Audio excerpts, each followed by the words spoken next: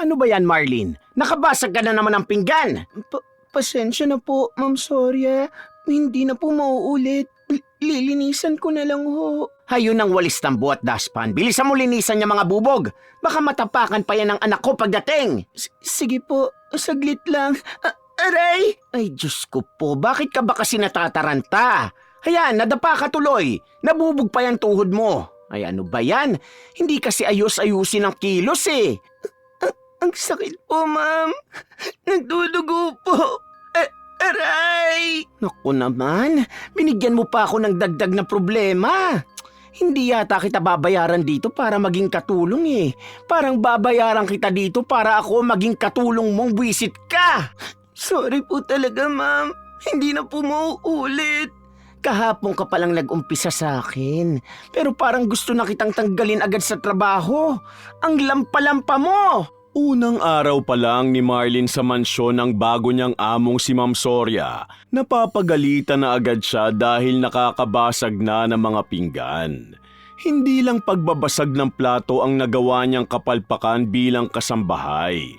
Meron pang iba, gaya ng nakakatabig ng baso o tasa ng hindi sinasadya o hindi naman kaya kapag siya ang naglalampaso ay siya mismo ang nadudulas. Hindi malaman ng dalaga kung bakit nangyayari sa kanya ang mga ganung bagay. Naitatak na lang talaga sa kanyang kukote na lampas siya at yun ang pinamukha sa kanya ng dati niyang amo maski na sa kasalukuyan niyang among si Ma'am Soria. Hello, Tereni. Ay nako, buti naman sumagot ka. Oh, bakit napatawag ka, Soria? May problema ba kay Marlene? Kumusta siya bilang kasambahay mo? Nako, tama ka nga. Mukhang hindi ko nga kayang pagtiisan ng babaeng ito. Ang tanga-tanga! Bakit ba kasi sa akin mo pa siya pinasa? Hindi porket nangangailangan kami ng kasambahay, ang ibibigay mo na sa akin yung ubod naman ng lampa. Kaya nga sa'yo ko binigay ang si Marlene, amiga. Kasi alam kong tatagal siya sa'yo. Tatagal? Never! Bukas na bukas din, sisisantiin ko na. Kilala kita, Soria. Mapagpasensya ka. Hindi mo kayang tanggalin ng basta-basta na lang ang mga tauhan mo. Lalo na ang isang baguhan. Matuturuan pa naman yan kung paano kumilos ng tama. Dito kasi, hindi ko na matagalan ng batang yan. Lahat na lang yata babasagin niya, sisirain. Kaya sumuko na ako eh. Sinuka ko na. Kahit apo pa siya ng dati kong katulong na sumakabilang buhay na. Ano? Tama ba yung narinig ko sa'yo, amiga? Kinupkup mo lang itong lampang kasambahay na ito dyan sa pamamahay mo? Oo, matagal nang katulong dito si Nanay Imelda. 5 dekada na rin. Buhay pa noon ang mga magulang ko. Bata pa lang ako naging nani ko na siya. Tapos may isa siyang anak na babaeng namatay dahil sa panganganak niya dito kay Marlene. Ayun, napunta sa pangangalaga ni Nanay Imelda tong batang lampang ito. Wala naman akong nagawa kundi tanggapin sila maglola kesa naman ipagtabuyan ko. Dito ko na sila pinatira.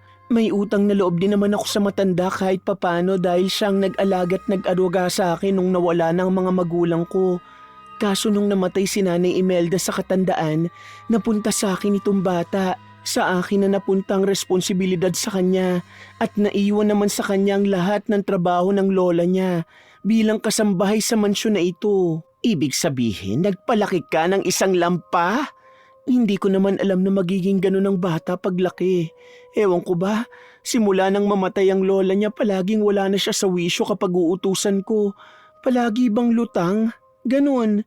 Bakit ngayon mo lang sinabi sa akin to, amiga? Dapat nung una pa lang, hindi ko na tinanggap ang babaeng ito bilang kasambahay ko. Pag-iisipin mo pa ako kung gaano kalaking kapalpakan na magagawa niya rito sa mansyon ko. Huwag mo munang tanggalin. Malay mo naman magbago, di ba? Diyan magbabago sa pagiging strikta mo yan. Kapag kasi pinalayas mo, isipin mo na lang, saan siya titira? Naku, kinukonsensya mo ba ako, amiga? Hindi naman. Hindi ko na maaaring tanggapin kasi yan eh. Sa'yo na siya. Nasa desisyon mo na lang kung anong maaari mong gawin kay Marlene. O siya, saka na lang tayo mag-usap. Saka na lang tayo mag-telebabad. Marami pa akong aasikasuhin. Teka lang, amiga. Huwag mo munang iba... Pinutol na ng kaibigan ni Ma'am Soria ang tawag sa kabilang linya. May mga gusto pa sana siyang itanong sa amiga niyang si Ma'am Tereni tungkol sa dalaga na kinupkup nito dati bilang kasambahay. Ngunit tinayaan na lang niya at ipinagkibit balikat. Lingid sa kaalaman ng ginang, narinig ni Marlin lahat ng pag-uusap ng dalawa niyang amo. Oh, ginulat mo naman ako, Marlin. Nandiyan ka pala. Kumusta na yung sugat mo sa tuhod? Nagamot mo ba na maayos? Baka pati ang sarili mo hindi mo pa ayusin ha? Sinasabi ko sa'yo. Ma'am, ayos lang po. Kung malaki na po ang napeperwisyo ko sa inyo, mabuti pa na mag-impake na po ako. Alis na lang po ako rito. Ha? Agad-agad naman. Masyado mo namang dinidibdib yung mga sinabi namin ni Tereni sa'yo. Bago ka pa lang naman sa akin ha. Okay lang yon. Pasensya ka na kung nakapagsalita ako ng hindi maganda sa'yo kanina ha. Na-stress lang kasi ako eh. Hanggang ngayon kasi hindi pa umuwi yung anak ko. Nag-aalala na talaga ako ng sobra kay Ragnel. Ragnel po? Kaisa-isa kong anak. Uniko iho ko. Kundi lang namatay ang sumunod sa kanya. Nako, 2 sana silang anak ko. Ganun po ba? Nasan po ba si Ragnel ngayon? Thesis nila, siguro naghahapit sa pag-aaral. Pine-pressure ko kasi. Pero graduating naman na. Makikilala mo rin siya. Oh, basta wag ka na mag-alala ha. Hindi na kita palalayasin. Maging aware ka lang sana sa mga kinikilos mo para hindi ka na maaksidente. Yung mga pinggan mapapalitan yan eh. Pero kapag buhay ang hindi mapag-ingatan, hindi na maibabalik pa. Pasimpleng ngumiti si Marley nang marinig ang mga salitang yon sa kaharap. Mabait naman pala ang bago niyang amo. Napag-initan lang siya dahil sa pag-aalala nito sa anak. Hindi rin niya malaman kung bakit sa kabila ng pagsusungit sa kanya ni Ma'am Soria, magaan ang loob niya sa ginang. Excuse me po, ma'am. Oh, Kuya Rildo, napapasok ka bigla. Kumusta ang mga halaman ko? Nadiligan ko naman po na maayos. Maganda rin po ang pagtubo ng bonggambilya nyo. Namumulaklak na rin ang mga gumamela ninyo. Salamat ha. Bakit pala? Si Sir Ragnel po, nandyan na po pala. Kinabahan bigla si Marlene nang pakatitigan siya ng hardinerong si Mang Rildo. Hindi niya maintindihan kung bakit matapos may sabihin kay Ma'am Soria, hindi siya mapakali. Napalunok ang dalaga ngunit hindi siya nagpahalata na kinakabahan. Ganun ba? Nasan si Kuya Brogan? Hindi ko lang siya binabayaran dito para maging driver ha. Guard din siya. Guard! Wala po eh. Hindi ko po mahagilap. Oh, bakit ka nandito? Ikaw na magbukas ng gate. Naghihintay na yung anak ko eh. Nasa kanya po kasi ang susi. Ano bang klaseng mga tauhang kasama ko rito? Anga-anga! Ay nako! May problema po ba, ma'am? Marlene, ikaw na ang kumuha ng duplicate key sa taas. Doon sa kwarto ko ha, alam mo ba? Pagpasok mo doon, makikita mo na agad yung susi sa ibabaw ng tokador. Bilisan mo ha, naghihintay na yung anak ko eh. Sige po, ma'am. Opo, eto na po. Natatarantang tumakbo papanik sa itaas si Marlene. Maririnig ang pag-apak niya sa bawat baitang ng hagdan. Habang nasa kalagitnaan siya ng pagmamadali, bigla namang nakaramdam ang dalaga ng init sa buo niyang katawan. Tinambol ang puso niya at para bang namulikat ang kanyang binti sa hindi malamang dahilan. Sumakit ang kanyang kalamnan at dahil doon, hindi naging pantay ang hakbang niya paakyat. Natalisod siya at nagpagulong-gulong pababa. Naunang bumagsak ang balakang niya. Dahil doon, namilipit siya sa sobrang sakit. Aray ko po, Diyos ko. Ang sakit. Mamamatay na yata ako sa sobrang sakit nito. Marlene? Ay naku, yan naman. Kapalpakan na naman. Sabi ko mag-ingat ka eh. Kuya Rildo, tulungan mo ako dito, bilis! Ha? Ano pong ba itutulong ko? Hindi ko kayang buhatin yan, ma'am. Matanda na po ako eh. Sumasakit na po ang likod ko. Basta tulungan mo ako dito. Dalhin natin sa ospital. Ano nangyayari dito? Teka, sino yan ma? Anak, paano ka nakapasok? Malamang binuksan ko yung gate. Nasa akin yung susi. Binigay na sa akin to ni Kuya Brogan noong nakaraan pa bago ako pumunta sa mga kaklase ko. Pero teka nga, sino ba kasi ang babaeng yan, ma? Bagong kasambahay natin, anak. Huwag ka na maraming tanong. Tulungan mo na lang ako dito. Dalhin natin siya sa ospital. Ha? Bakit sa ospital pa? Parang hindi naman napuruhan eh. Ragnel! Aray ko, ang sakit-sakit na po. Hindi ko na kaya. Oh, hayan. Yan bang hindi napuruhan sa palagay mo, anak? Sumisigaw na sa sakit, oh. Ma'am, sir, mabuti pa huwag na kayong mag-abala pang dalhin siya sa ospital. Ha? Kuya Rildo naman, hindi ka ba naaawa kay Marlene? Ako na ho bahala sa kanya. Manghihilot ako. Isa din akong albularyo dati. Ipaubaya nyo na lang sa akin yan. Ay, mabuti naman. Ako pa yatang mamamatay sa pag-aalala. Kayo na nga bahala. Stress na naman ang beauty ko. Magpahinga ka na lang, ma. Mukhang wala ka pang tulog eh. Kakaisip sa yung bata ka. Hindi ka kasi umuwi-uwi. Hindi ka man lang nagte-text sa akin. Busy na kasi. Sige na, ma. Tulog ka na. Kami nang bahala dito sa kasambahay natin. Binuhat siya ni Ragnel at dinala sa sala. Pinakatitigan niyang maigi ang mukha ng anak ng kanyang amo habang kalong siya ng binata. Mestizo ito. May pagkasingkit ang mga mata. Matangos ang ilong at manipis ang labi. Hindi may pagkakailang may angking kagwapuhan ng isa pa niyang amo. Tila tinamaan agad siya sa binata. Dito nyo na lang ho siya ihiga sa sofa, sir. Maraming salamat. Ano ba nangyari sa kanya, Kuya Rildo? Nalaglag sa hagdan eh. Ha? Paanong nalaglag? Nalaglag sa'yo. Nalaglag sa katangahan ko. Aray ko! Katangahan? Huwag ka nga magsalita ng ganyan, iha. Hindi katangahan ang nangyari sa'yo kundi aksidente. O siya, sige na.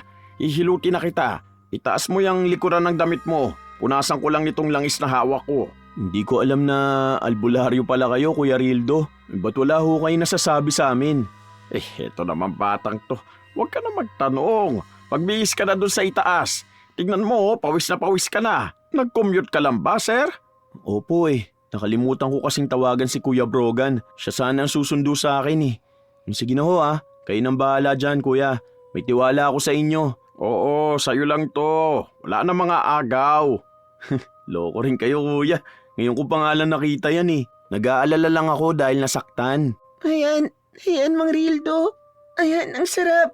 Diinan niyo pa po. Pinagtuunan na lang ng pansin ng matanda ang paghihilot sa nasaktang balakang ni Marlene. Inagaw agad ng dalaga ang atensyon ni Mang Rildo sa kanya dahil baka kung saan pa mapunta ang usapan. Sinundan niya ng tingin ng binata na umaakyat na sa ikalawang palapag. Napaiwas lang siya ng tingin nang bumaling ang atensyon sa kanya ni Ragnel. Ganyan ba mga tipo mong mga lalaki, iha? Ha? Ano pong sinasabi niyo dyan, Mang Rildo? Asus, umaming ka na. Humahanga ka kay Sir Ragnel, no? Kasi po... Aray ko! Ayan, Mang Rildo, masarap po. Sa banda dyan. Asus, iniiba mo na naman ang usapan. Mabait yan si Sir Ragnel. Magkakasundo kayo. Malabo po yun. Baka allergic din siya sa kagaya kong lampa. Ay, huwag ka nga ganyan mag-isip. Maayos mo rin yung kilos mo. Basta focus ka lang palagi. Saka, huwag ka nagmamadali sa mga kilos mo. Hindi ko nga alam, Mang Rildo, kung bakit masyado akong magaslaw. Simula nung mawala si Lola nung bata ako, parang wala na akong ginawang tama eh. Puro kapalpakan na lang. Hindi naman ako ganito dati nung nasa poder ako ni Ma'am Tereni. Oo, nakakagawa ko ng hindi tama sa pamamahay nila, pero hindi ganito katindi. Kapag may ginagawa kasi ako, para bang may nakamasid sa akin na hindi ko malaman. Para bang laging umiinit ang katawan ko, tapos kusa na lang gumagalaw ang kamay at binti ko. Ganon kasi ang nararamdaman ko eh. Parang may kumokontrol sa akin para mas lalong makagawa ko ng hindi dapat. Tatapatin na kita ha. Pero ito sa ating dalawa lang. Kinukulam ka, iha. Ha? Kulam? Oo, Sino naman po ang kumukulam sa akin? isang taong may lihim na galit sa'yo. Ginagamitan ka ng itim na kapangyarihan. Nararamdaman ko na hindi lang siya basta-basta mangkukulam. Malakas na uri siya at sinasalbahi ka niya mula pa nung maliit ka. Walang nakakatawa, iha. Seryoso ko. Albularyo ko kaya alam ko na kinukulam ka. Pero Mang Rildo, wala naman pumigalit sa akin. Oo na, may pagkalampa akong katulong pero wala naman akong ginagawa ng masama. Mabuti po akong tao. Tsaka, ba't naman nila ako kukulamin? Anong ginawa kong masama sa kanila para parusahan ako ng ganito? Hindi mo ba napapansin ang sarili mo? Kaya ka nakakagawa ng hindi tama dahil may kumukontrol sa'yo. Maniwala ka na lang sa akin. Pasensya na po, Mang Rildo, ha. Wala po akong panahon na makinig sa mga ganyang bagay. Hindi po ako kinukulam. Pero salamat po, napagaan niyo yung katawan ko. Ang sarap sa pakiramdam na hinilot niyo ako. Sige po, babalik na po ako sa trabaho ko. Hindi pinaniwalaan ni Marlene ang hardinerong si Mang Rildo. Kahit na albularyo ito at may alam sa orasyon o uri ng mga ritual, mas pinaniniwalaan niya ang sarili. Malakas ang loob niya na walang sumasalbahe sa kanya. Ang pagiging magaslaw niya at mga nagagawang kapalpakan ay natural ng kilos niya. Hanggang sa mga sumunod na araw at linggo, napapansin niyang meron ng hindi tama sa sarili niya. Mas tumitindi ang kapalpakang nagagawa niya habang tumatagal siyang maging kasambahay sa mansyon na yun. Marlene, ipagtimpla mo nga ng kape itong si Ragnel. Pakihiwalay ang 3-in-1 sa coffee niya, ha? Magmadali ka. Ha? Ma'am, paghihiwalayin ko po. Ito namang si Mama, oh. Paihirapan pa yung tao. Nagbibiro lang ako. Kaaga-aga nakabusangot yung mukha mo. Hindi nakakatuwa, Ma. Kagigising ko lang, oh. Sorry naman, may panis na laway ka pa, oh. Magmumug ka nga muna. Hindi na, malilate na po ako, Ma. Yung kape, ano ba? Heto na po, ma'am. Saglit lang po. Heto na po. Ay, hala. Sorry po, sir. Naku po, mainit po ba? Napaso ka po. Sorry po talaga. Ano ba tong ginagawa ko? Ano ba naman yan, Marlene? Wala na. Namansya mo na yung uniforme ng anak ko. Bakit ba kasi hindi mo inaayos ang trabaho mo eh? Ma, ayos lang po. May isa pa naman akong school uniform eh. Naplansya ni Marlene kagabi. Pasensya na po talaga. Kukunin ko lang po yung kapalit na uniform ni sir. Ay! Malakas na napasigaw ang dalaga nang papatalikod na siya.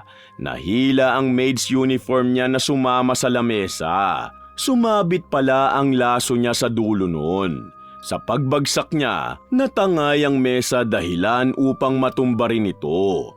Muntik pa siyang madaganan nun kundi lang naagapan agad ni Ragnel. Ano na namang katangahan yung ginawa mo, Marlene? Diyos ko po, ang mga plato! Maririnig sa buong mansyong yon ang magkahalong tili at pagkabasag ng mga nalalaglag na pinggan na dumausdo sa mesa. Galit na galit si Ma'am Soria sa nangyari. Habang si Marlene nagulantang sa sarili na may nagawa na namang sablay sa mata ng kanyang amo. At ang malala nun, nagsunod-sunod pa. Nanliit siya sa sobrang hiya habang hindi magkandaugagang pinupulot ang mga bubog ng pinggan at mga kubyertos na nasa sahig. Hindi ko na alam ang gagawin ko sa'yo. Konting-konti na lang mapapalayas na talaga kita.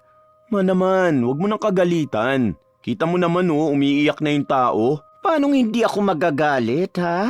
Buti sana kung pagmamayari niya lahat ng mga nasisira niya rito eh. Buti sana kung kadugo natin siya. Pero hindi! Isa lang siyang hamak na katulong. Ay naku, makaalis na nga. Naaalibadbaran ako sa pagmumukha ng babaeng yan. Si Mama talaga ini-stress ang sarili. Marlene, tulungan na kita dyan. Huwag na.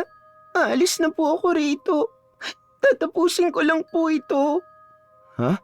Bakit aalis ka? Nahihiya na po kasi talaga ako sa mama niyo eh. Lagi na lang ako nakakagawa ng pagkakamali. Lagi na lang po akong palpak. Ang malas-malas ko. Huwag mo namang sisihin ang sarili mo, Marlene. Hindi mo kagustuhan ng mga nangyari. Lahat yun, nagkataon lang. Aksidente. Kaya huwag mo nasaktan ang sarili mo. Tignan mo yung palad mo, nabubog ka na. Tatawagin ko si Kuya Rildo para magamot ka. Wag na po. Desidido na po ako. Aalis na talaga ako dito, sir. Ayoko na po makagawa pa ng ibang kapalpakan. Saan ka naman pupunta niyan? Saan ka titira? Sa pagkakaalam ko, kay Ninang Tereni ka lang naman nakatira dati. Siya lang ang kumupkup sa'yo mula nang mawala ang lola mo. Tingin mo ba tatanggapin ka pa niya? Huwag ka nang umalis. Mabait naman si mama eh. Hindi ka naman nun matitiis. Ganun lang magsalita yun pero mabuti si mama. Sir Ragnel, buong puso po ako nagpapasalamat sa inyo ni Ma'am Soria.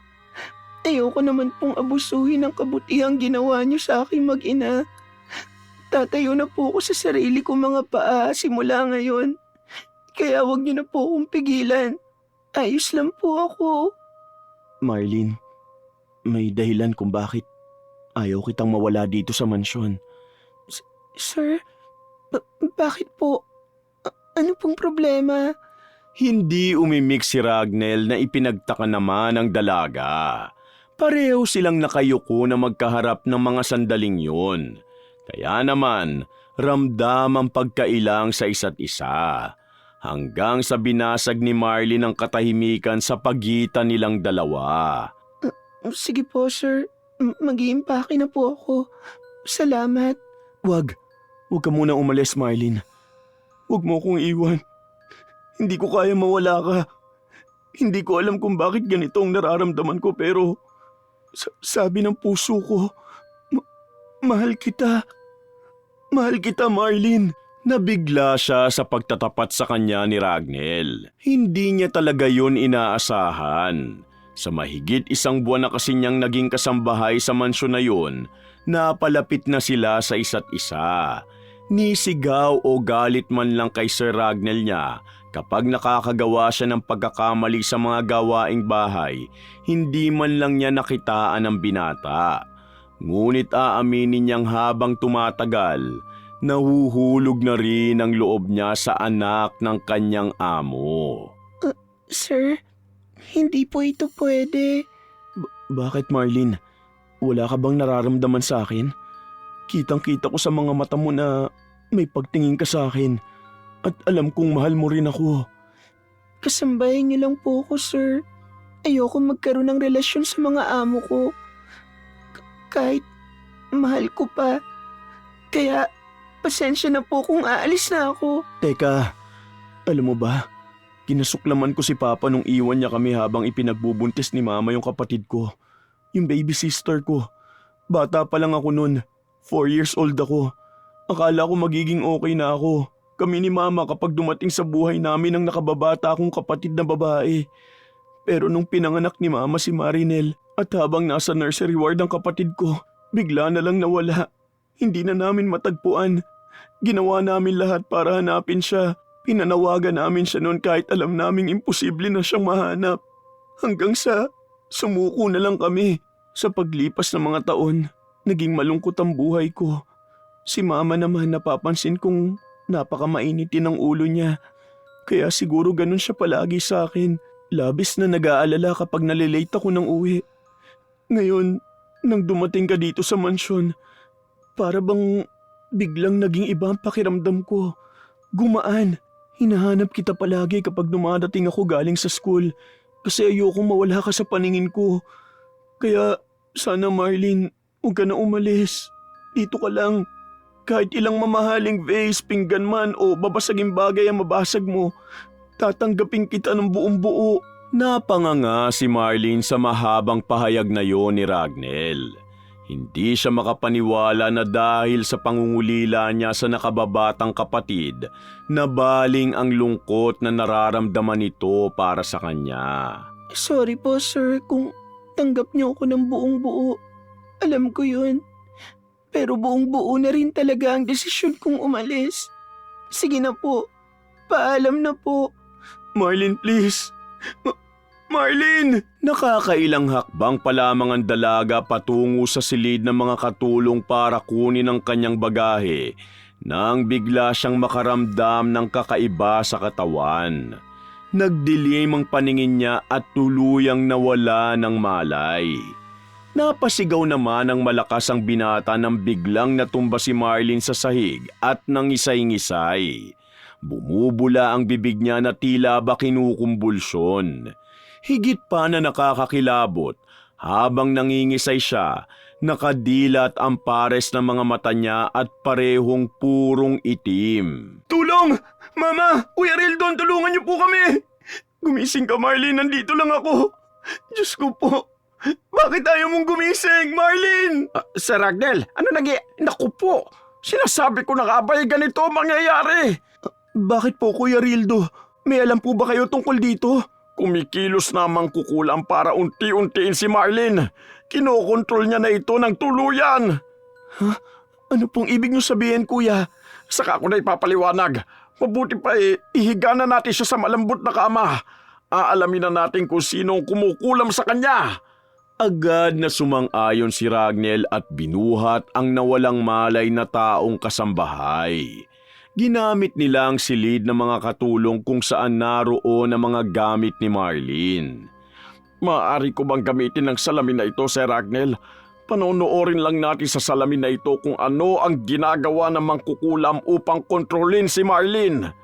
Siyempre naman po, alang-alang sa babaeng minamahal ko. Inusog ni Mang Rildo ang mga gamit na nakakalat papuntang gilid. Iginitna niya ang mahabang salamin. Pinatay niya ang nakasinding ilaw sa kwarto at sinindihan ng isang kandila sa katinapat sa may salamin. Sinimulan ng albularyo ang pagtukoy gamit ang salamin kung sino ang sumasalbahe sa kasambahay na si Marlene. Pumikit siya at umusal ng kung ano bago'y dinilat ang mga mata na tumingin sa salamin. Sa isang iglap lang, biglang may lumitaw na mga imahe sa salamin.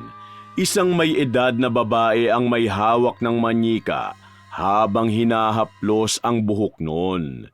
Napakunot ng noo si Ragnel at parang naging pamilyar sa kanya kung sino ang sumasalbahe kay Marlene. Walang iba kundi ang dati nitong amo na si Tereni. Teka, sininang yan ah. Bakit? Paano? Mangkukulam si Ninang Tereni? Marlene, isa ka sa pinakamagandang koleksyon ng mga manyikang kinokontrol ko. Isa ka sa paborito ko. Wala kang kaalam-alam kung bakit kita kinokontrol, tama ba? Hindi ka naman talaga lampa.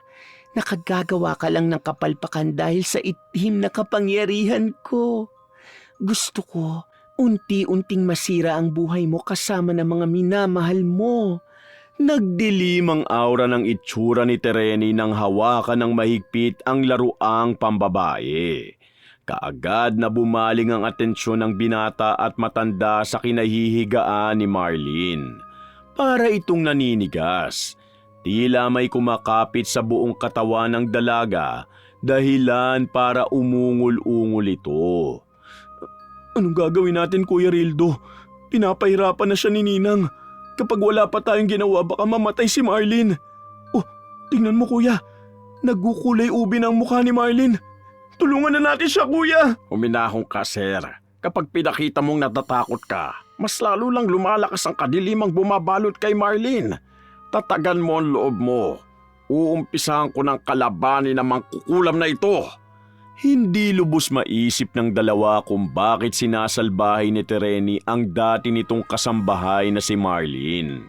Kung lumaki naman ang dalaga doon sa pangangalaga ng ginang bago maging isang utusan, bakit kailangang gawin ito ng dating amo? Isang utusan na isinumpa ni Tereni para maging magaslaw o mahina, para maging katawa-tawa at kahiya-hiya sa iba na hindi naayon sa ikinikilos ng dalaga. Muling pumikit si Mang Rildo upang umpisahan ang pagsasambit ng orasyon. Biglang lumamig sa silid ng mga kasambahay na nagpakilabot kay Ragnel. Niyakap niya ang dalaga na nooy nilalamig na rin sa weirdong ihip ng hangin, kahit pa nakasara ang pinto ng kwarto. Nagkaroon ng koneksyon ng albularyo sa mangkukulam. Kaharapang salamin, nakausap niya ito sa paulit-ulit na pagsambit niya ng lengguaheng Latin. Bakit ka nakikialam? Sino kang pakialamero kang humahadlang sa aking itim na kapangyarihan? Bakit mo ginagawa ito kay Marlene? Bakit mo siya sinasalbahe? Anong nagawa niyang kasalanan sa'yo? Sino ka para tanungin ako ng ganyan? Gusto mo bang makatikim ng mapait na pangungulam kung pakialamero ka? Ninang, ako to, si Ragnel. Tigilan mo na to. Huwag mo nang pahirapan ang kasambahay namin. Parang awa mo na. Inaanak, ikaw pala yan. Nasaan ang amiga ko? Mabuti sana kung kumpleto kayo para malaman nyo ang totoo. Tereni! Biglang bumukas ang pinto at pumasok si Soria. Mangkukulam ka? Bakit nilihim mo sa akin to? Akala ko ba matalik tayo magkaibigan? Matalik na magkaibigan? Talaga lang ha? Oo, itinuturing mo akong matalik na kaibigan. Pero ako ba?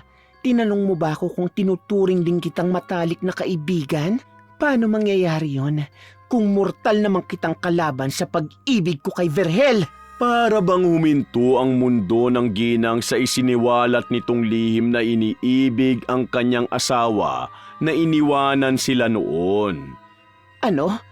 Bakit? May gusto ka sa asawa kong si Verhel? Oo, Soria. May gusto ko sa asawa mo. Hindi pa kayo nagiging mag-asawa nun. Hindi pa kayo nagiging magkasintahan. Mahal ko na si Verhel. Pero ano? Inagaw mo siya sa akin. Hindi ko kasalanan na mas pinili ako ni Verhel kaysa sayo. Lubos kong inakala na suportado mo kami ni Verhel noon. Pero may inggit ka pala sa aming dalawa. Hindi lang basta inggit ang nararamdaman ko, kundi galit. Pero iniwanan naman ako ng asawa ko noon. Hindi niya na kami binalikan pa ni Ragnel. Hindi niya kami mahal ng anak niya. Ano pa bang ikinagagalit mo? Dahil binantaan ko siya na kung hindi niya kayo iiwang mag-ina, kukulamin ko kayo hanggang sa mamatay. Sumama siya sa akin noon dahil sa takot na mawala kayo. Pero hindi ko naramdaman ang init ng pagmamahal na tulad ng ipinaramdam niya sa'yo. Naging malamig kami sa isa't isa sa aming pagsasama. Hanggang sa iwan niya rin ako at babalik sana siya sa inyo. Pero pinatay ko siya. Pinatay ko siya para hindi niya na kayo makasama. Hayop ka. Hayop ka, Tereni.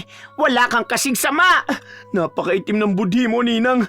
Kaya pala wala na kaming nabalitaan kay Papa. Dahil pinatay mo siya. Kung hindi rin naman siya mapapa sa akin, mabuti pang mawala na lang si Verhel. Hayop ka. Napakasama mo. At heto pang matindi.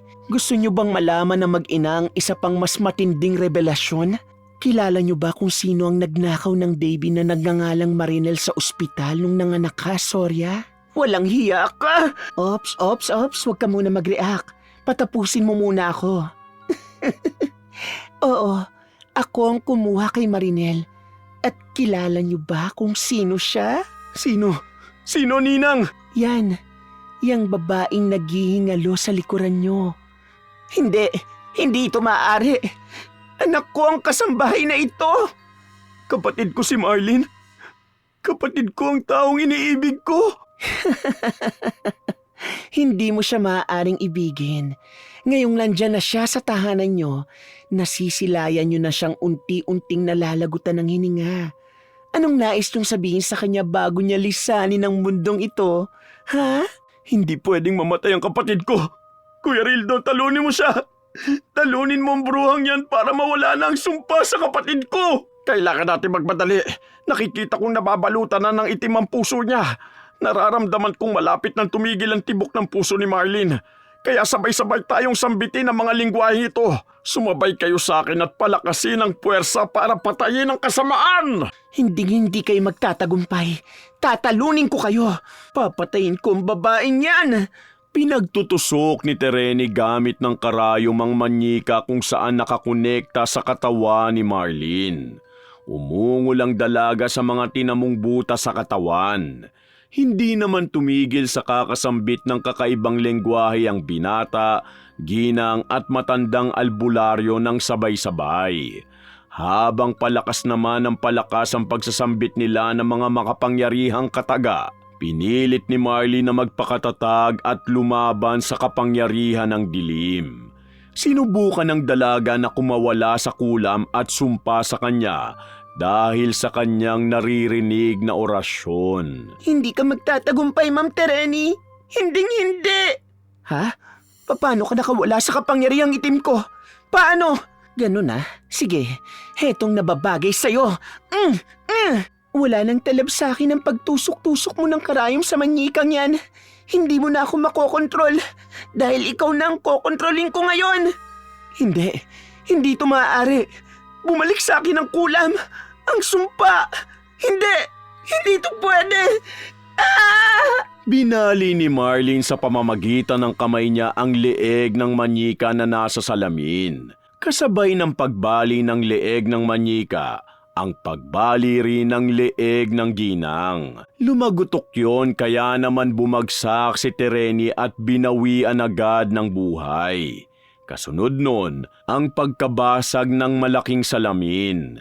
Tanda na tapos na ang laban sa pagitan ng albularyo at ng mangkukulam. Hindi man mahawakan ang literal ni Marlene ang manyika, ngunit dahil sa kapangyarihang taglay ng hardinerong si Mang Rildo, nagawa niyang pabalikin ang sumpa kay Tereni. Nakontrol niya ito gamit ang salamin na tumatalbog pabalik sa refleksyon ng bruha. Anak, napakatagal ka naming hinintay. Ngayon, nakabalik ka na. Kusa kang bumalik sa amin ng kuya mo. Kusa kang ibinalik sa amin ng Diyos. Patawarin mo ko kung sinaktan kita at nagbitaw ako ng masasakit na salita dahil sa pagiging magaslaw at hindi maingat. Kaya pala, kahit nagalit ako sa mga ginagawa mo, hindi kita tuluyang mapalayas. Patawarin mo ko, anak. Wala na po yun, Ma'am. Kalimutan na po natin. Mama, simula ngayon, Mama nang itatawag mo sa akin. Ayoko na ng Ma'am. Dahil hindi ka namin kasambahay. Kaya pala sobrang gaan ang loob ko sa'yo. Hindi dahil mahal kita bilang girlfriend ko, kundi mahal kita bilang kapatid. Pasensya na po kung naiilang pa ako. Hindi po ako sanay, Sir, Ma'am, Mama at Kuya. Masasanay ka rin, anak. Uunti-unti natin hanggang sa maging komportable ka na sa amin. Pangako namin sa iyo, Bunso, na babawi kami sa lahat ng panahong nasayang na hindi ka namin nakasama. Talaga po? Masaya po ako kung ganon. Pero nahihiya pa rin po ako. Huwag ka na mahiya, iha. Ma'am Marlene pala. Ako nga, walang hiya eh. Kung ano gusto kong kainin dito sa mansyon, kinakain ko. Aba, welcome na welcome kaya ako dito. Kung minsan nga, inuutusan ko pa itong si Sir Ragnal na parang ako may-ari ng bahay. Siyempre naman, Kuya Rildo. Lalo na ngayon, ikaw ang nagligtas sa kapatid ko. Maraming salamat, Kuya, ha. Ang laki ng utang na loob namin sa'yo. O siya, sige na, kumain na tayo. Nagutom ako dun sa pagtalo natin sa mangkukulam ah. Oh, naku, ayan. Narinig niyo yun? Sumisigaw ng halimaw sa tiyan ko. Ay nako, mabuti pa kumain na tayo. Tara na. Masayang nagsalo-salo ang pamilyang yon na nagtungo sa hapagkainan at kumain. Payapa at wala na silang pinoproblema. Wala na sa panganib ang dalaga. Ang lampang kasambahay na si Marlene na naging instrumento ng kasamaan ay tuluyang nagbago ang buhay. Kasama ang tunay niyang pamilya. Wakas!